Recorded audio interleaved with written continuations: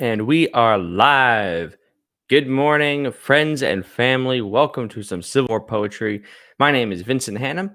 This is my office coming to you live from Minneapolis, Minnesota, 7:30 Central Standard Time.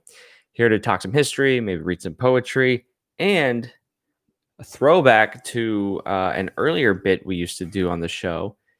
You guessed it. Is the coffee hot? I'm doing a lot of hand motions this morning. Look out, world. But I got some hot coffee that I poured maybe 10 minutes ago. So here goes nothing. You know what? It's okay. It's pretty good. Oh, yes, I am wearing a hat in the style of the times. Thank you for noticing. This is called a kepi, I believe. Someone please correct me. This, however, is a child's hat that I got in Vicksburg when I was a kid. My family and I, we went on a family road trip throughout the Southeast. I don't think I mentioned it before, but I'm from Florida, actually, from Central Florida. And when I was a kid, we packed up the van and took the dogs and went around the whole Southeast up to Tennessee, on over to Memphis, Tennessee, then down through Vicksburg to New Orleans, and then cut across the Florida Panhandle back home. So yeah, it was one of the first moments where I was like, I love the Civil War. I love studying the Civil War, and we got these hats. I did get a Confederate hat. My brother got the blue hat. I'm proud to say that since I've been 12, that my views on the war have changed a little bit. That it's not just something to play around with. Again, stripping away that romanticism and realizing that it was a war, and like all wars, it's not fun. It's not supposed to be fun. That there are real serious repercussions, especially on not only the people of the day, but people decades later, 100 years later, 155 years later, and how we're still reconciling with that conflict. However, I think it's a fun hat to wear nonetheless. But I don't know where the Confederate hat is. I wouldn't feel comfortable wearing it. And I'm glad that the Union hat is what has remained all these years later. So the book is, just diving on in, folks, Poetry of the Civil War. That's what we're here to do. And each morning I read two poems because this book is divided into two halves, one the blue, one the gray. And it's been fascinating to see just how each side has reacted and struggled with the war, at least poetically.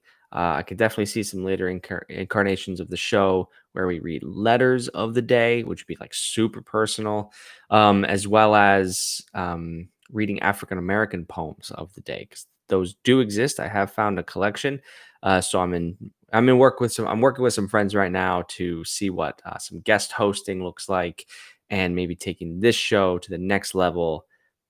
Podcast, baby. So we'll see. For now, we are going to finish out this week strong.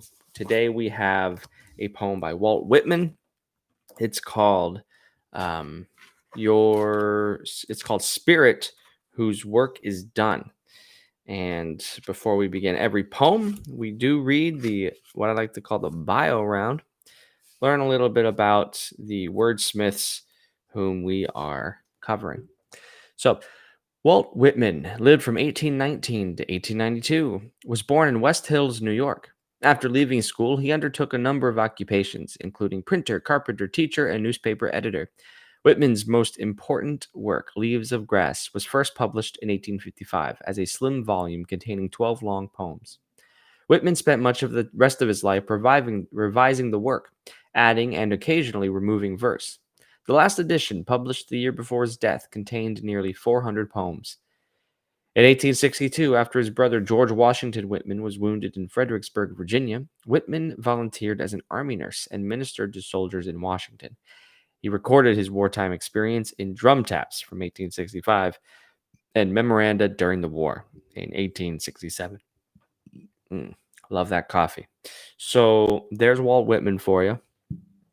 Probably the most preeminent American poet. Uh, you know, his Leaves of Grass is quoted and talked about seemingly everywhere. You do not have to dig far into the canon of American literature to run into his name. So it's been really great reading some of his work. Today we are reading Spirit Whose Work is Done. Spirit whose work is done, spirit of dreadful hours, ere departing, fade away from my eyes your forests of bayonets. Spirit of gloomiest fears and doubts, yet onward ever unfaltering pressing. Spirit of many a solemn day and many a savage scene, electric spirit, that with muttering voice through the war now closed like a tireless phantom flitted, rousing the land with breath of flame while you beat and beat the drum. Now as the sound of the drum, hollow and harsh to the last, reverberates round me, as your ranks, your immortal ranks, return from the battles, while the muskets of the young men yet lean over their shoulders, while I look on the bayonets bristling over their shoulders, while those slanted bayonets, whole forests of them, appearing in the distance, approach and pass on, returning homeward, moving with steady motion, swaying to and fro, to the right and left, evenly, lightly, rising and falling as the steps keep time. Spirit of hours I knew, all hectic red one day, but pale as death next day. Touch my mouth ere you depart, press my lips close. Leave me your pulsive rage, bequeath them to me, fill me with currents convulsive. Let them scorch and blister out of my chance when you are gone. Let them identify you to the future in these songs. Whoa. He is calling us out in the future. Let us identify the spirit in these songs. So, hey, that's cool. This poem is really cool. Like, it's got a real drive, but I don't know, man. The syntax here is tricky. Um, these are the first time I am reading these poems. So maybe, yeah, spirit whose work is done. I mean, this is the point, folks. Like, why I gotta get some guest hosts and I gotta go on further because there's just so much to dive into that I don't really have the bandwidth to do that here right now. But my first gut reaction is like, okay, the war is over. So that's where we're at in this 1860s America. War's ended, and people like Whitman, they're ready for it. They're ready for it to be over. They're filled with a spirit of victory that's been with them through the whole journey, ready to end it. So that's nice. Moving on to our Confederate poem. It is called John Pegram. It is by William Gordon McCabe. And William Gordon McCabe lived from 1841 to 1920. Was born in Richmond, Virginia. Following the state's withdrawal from the Union, he left his studies to enlist in the Confederate Army.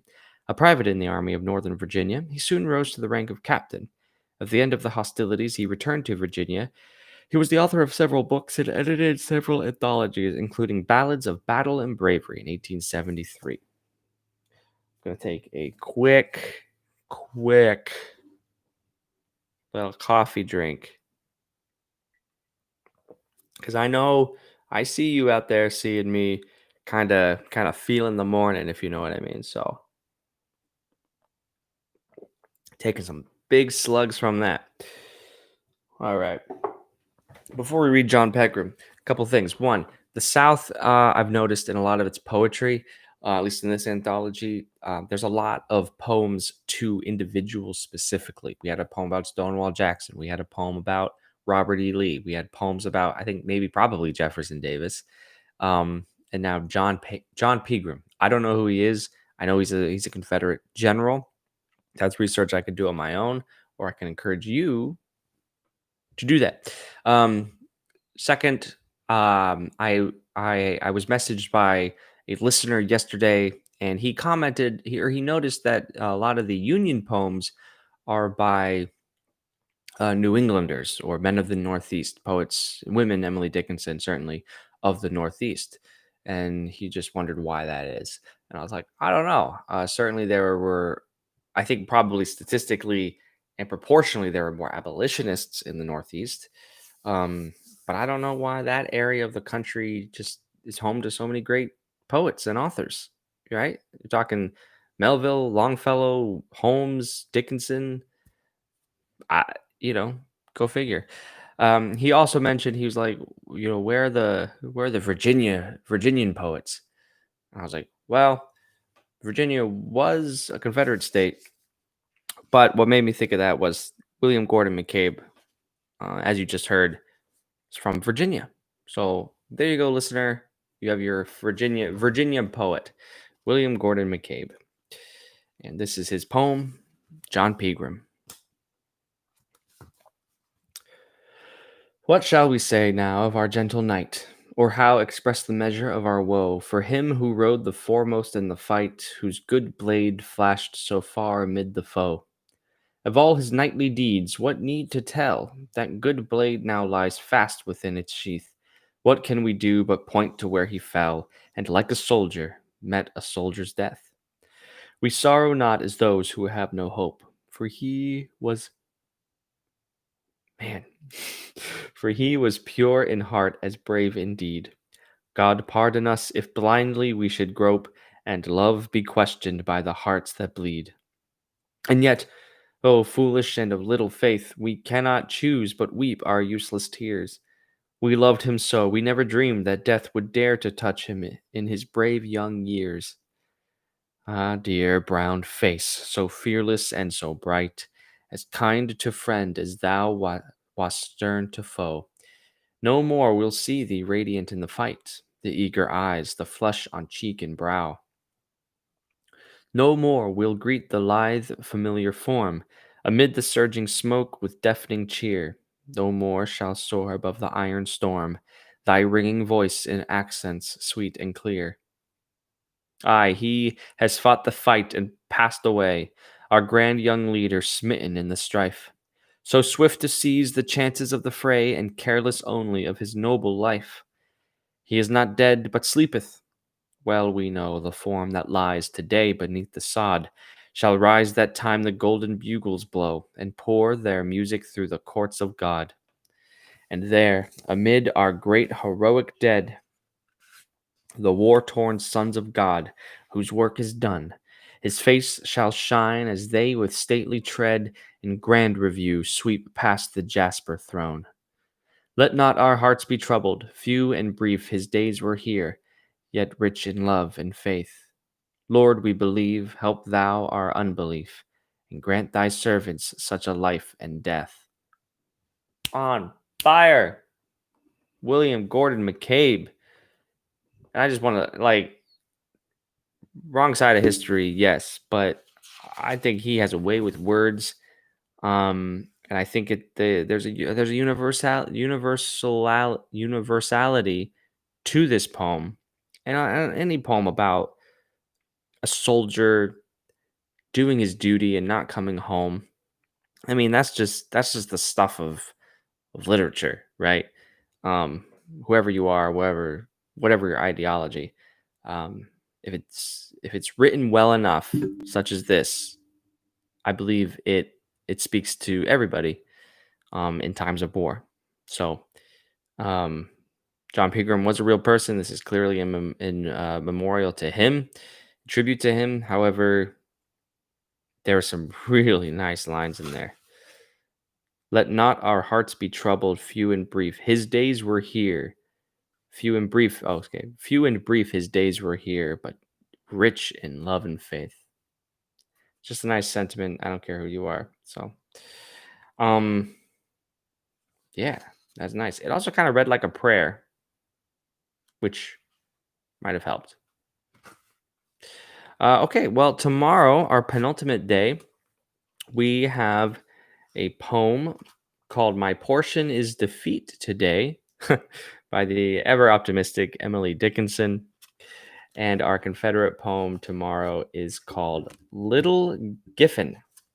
Little Giffen by Francis Ore Tickner. So buckle up, folks. We're gonna go out with a bang, and we'll see you tomorrow. My name's Vincent Hannum. Subscribe to my channel. Subscribe to Mischief Tales channel, and read some poetry. So long.